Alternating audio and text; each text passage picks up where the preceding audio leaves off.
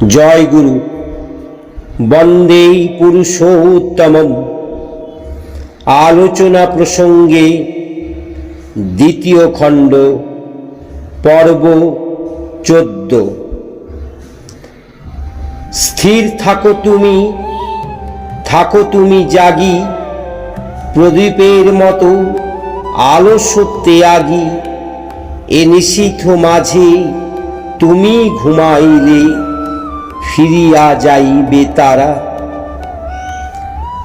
এমন করে একটা আকুল কঠোর সংকল্পের দৃঢ়তা ফুটিয়ে তুলেছেন সবার মধ্যে আমার ঠাকুর। তখন রোদ উঠেছে, চরের দিক থেকে ঝিরঝিরে হাওয়া দিচ্ছে, ধীরে ধীরে লোক সংখ্যা বেড়ে চলেছে।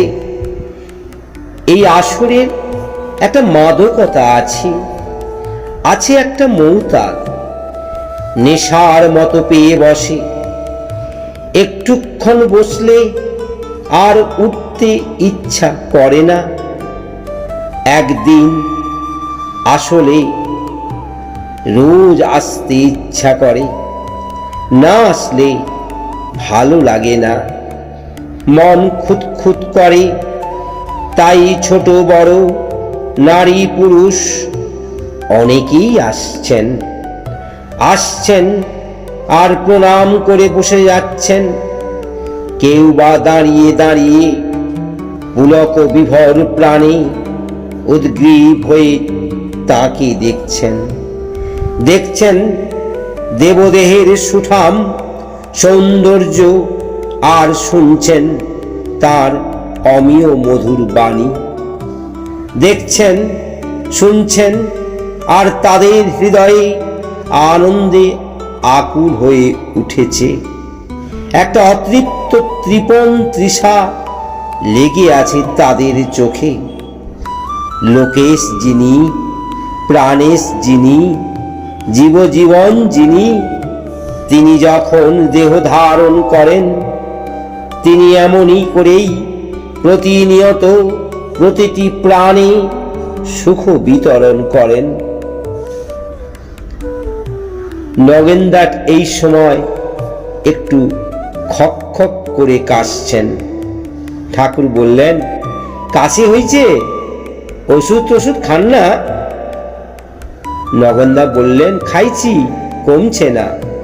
শীতকালে আমার একটু গোলমাল লেগেই থাকে। শ্রী ঠাকুর বললেন, খুব ভালো করে তেল মাখবেন আর মধু খাবেন। বাসক ছালের রস যদি মধু দিয়ে খান ভালো হয়। রোজ নিয়মিত খাবেন, আর পারলে খাবার পাতে মধু খাবেন। এটা বরাবর খেয়ে যাবেন। মধু খাওয়া খুব ভালো। ও প্যারি, কার্তিক বোসের বই আর নাথকারণীর ইন্ডিয়ান মেটেরিয়ামেরিকা এনে মধুর গুণ কি নগেনদার কাছে পড়ে শোনাতো। নগেনদা বললেন, আপনার মুখে শুনলাম, সেই যথেষ্ট, আর বই আনা লাগবে না। ঠাকুর বিস্মিত হয়ে বললেন, ও মা গো, সে কি কথা? আমি কোলাম সেই জন্য আর বই দেখা লাগবে না? সে এমন কি কথা? আর বই দেখার কথাও তো আমি করছি। যা জানবেন তা থরলি, অর্থাৎ পুরোপুরি জানবেন। মধু কেন ভালো, কোন কোন অবস্থায় এটা কার্যকরী, নূতন টাটকা মধুরী বা গুণ কি, পুরনো মধুরী বা গুণ কি, খেলে কোন মাত্রায় খাওয়া দরকার, এই সব জেনে নেবেন। অলস আন্দাজি জ্ঞান ভালো না। অনুসন্ধিৎসা নিয়ে খুঁটিয়ে জানবেন। তখন সেই জ্ঞান দিয়ে মানুষের উপকার করতে পারবেন। আপনি না মাস্টার মানুষ, ছেলে মেয়েদের পড়ান। আপনার মধ্যে এসব অভ্যাস খুব তুখর করে রাখা লাগে। মুখে মুখে লাখ শেখান, তার কোনো দাম হবে না। যদি ভালো অভ্যাসের ভিত গড়ে দিতে না পারেন তাদের ভিতর, তাদের সদভ্যাস আপনার যদি আয়ত্ত না হয়, স্বভাবগত না হয়, তবে তার ভিতর গাড়তেও পারবেন না অন্যের ভিতরও। শিক্ষকের প্রতি সাধারণত ছাত্রদের কিছু কিছু শ্রদ্ধা থাকেই। ওই শ্রদ্ধার দরুন শিক্ষকদের চরিত্র অলক্ষিতে ছাত্রদের ভিতর চড়িয়ে যায়। তাই শিক্ষকদের খুব সাবধানে চলা লাগে। শুধু ক্লাসে সাবধান হয়ে চললে চলবে না, সর্বক্ষণ সাবধান হয়ে চলা লাগবে, হিসেব করে চলা লাগবে, ভাবা লাগবে আমি এমন কিছু করছি কিনা যা অনুসরণ বা অনুকরণ করে আমার কোনো ছাত্র ক্ষতিগ্রস্ত হতে পারে। আপনি হয়তো সাহিত্য পড়াবার সময় উদারতা, দান ধ্যান সম্বন্ধে খুব লম্বা লম্বা কথা বলে এলেন। আপনার সেই কথা শুনে ছাত্র বা ছাত্রীরা হয়তো অনুপ্রাণিত হয়ে উঠল। তার 1 ঘন্টা বাদে আপনাকে হয়তো দেখা গেল আপনি রাস্তায় দাঁড়ায়ে দাঁড়ায়ে ইসদাদার সঙ্গে একটা টিউশনির জন্য খেয়েই করছেন। আপনার অগোচরে দেখে গেল ক্লাসে আপনার কথা যে সম্বেগ সৃষ্টি করেছিল ছাত্রের মনে, তার উপর জল ঢেলে দিল আপনার রাস্তায় ওই আচরণ। তাই শ্রদ্ধা ও সম্বেগ যা তাকে মহান করে তুলতে পারত, তার উপর মারলেন আপনি 1 কুড়োলের কোপ। এরপর আপনার মুখে যখন কোনো ভালো কথা শুনবে, সে মনে করবে ওইগুলি লোক ঠকানোর জন্য বলতে হয়, করতে হয় না। আপনার ভণ্ডামি, আপনার মন, মুখ ও আচরণের ফারাক তাকেও অমন্তর হতে প্রেরণা যোগাবে। বুঝলেন তো ব্যাপার কত গুরুতর? খুব সাবধান। আর এটা শুধু আপনাকে বলে বলছি না, ঋত্বিকদের ব্যাপারেও এটা ঢের বেশি সত্যি। পিতামাতার বেলায়ও এ কথা খাটে। এমন মানুষ খুব কমই আছে যাকে কেউ না কেউ শ্রদ্ধা না করে। তাই পরিবেশের দিকে চেয়েও প্রত্যেকের সুনিয়ন্ত্রিত চলনায় চলা লাগে। ইতিমধ্যে প্যারিদা বই এনে বই থেকে মধুর গুণাগুণ শোনালেন। আগের কথা সূত্রে নগেনদা বললেন, যা হয়ে আছে এই বয়সে শোধরানো বড় মুশকিল। এ জীবন বোধহয় এইভাবেই যাবে।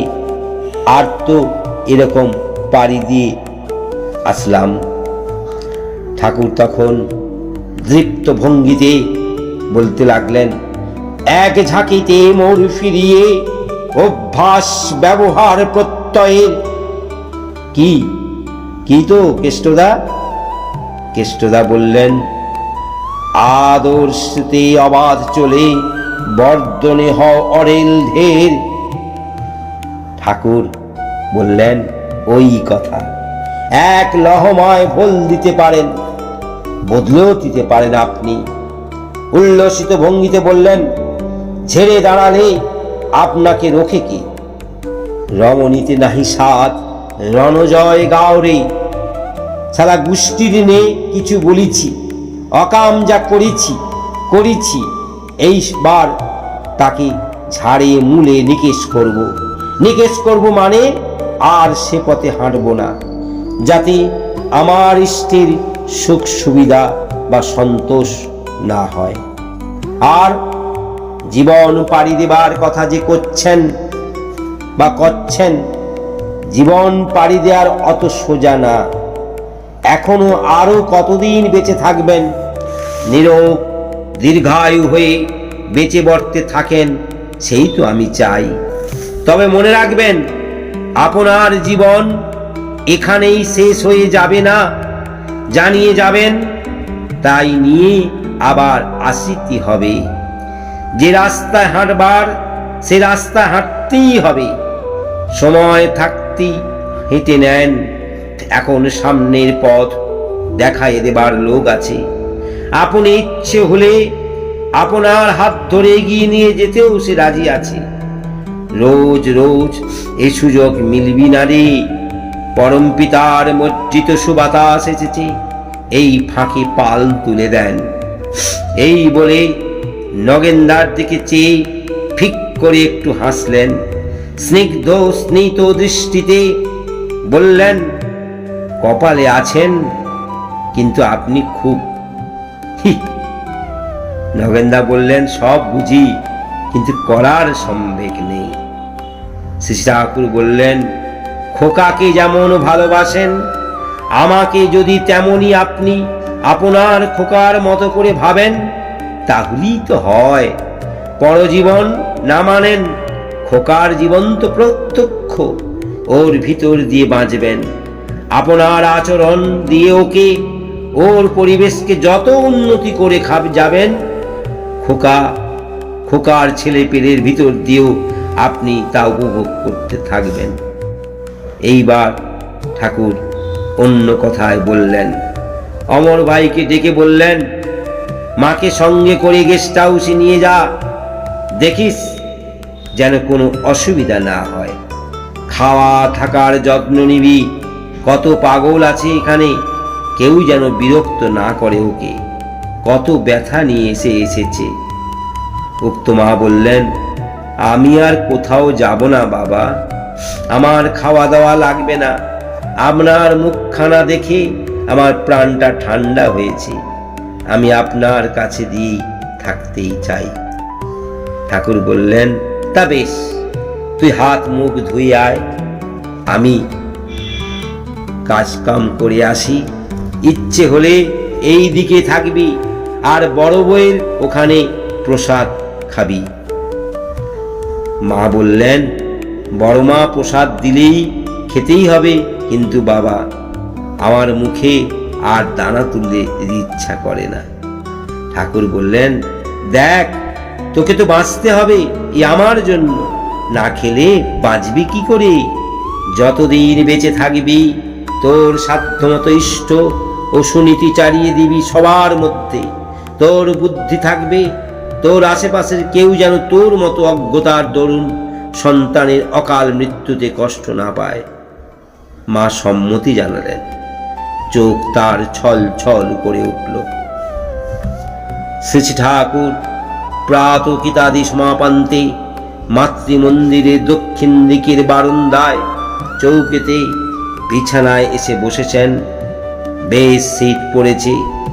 শ্রী ঠাকুর একখানা পাতলা চাদর গায়ে দিয়ে আসেন। চারিদিকে রোদ উঠেছে। আশ্রমের সামনেই দূরবিস্ত্রস্ত প্রান্তর যেন গায়ে দিয়ে রোদ পোহাচ্ছে। তাছাড়া চতুর্দিকে একটা শান্ত কর্মতন্ময়তা উদ্যোগ। আশ্রম প্রাঙ্গণে কয়েকজন তরকারিওয়ালা এসে বসেছে। এখন কেনা বেচা শুরু হবে।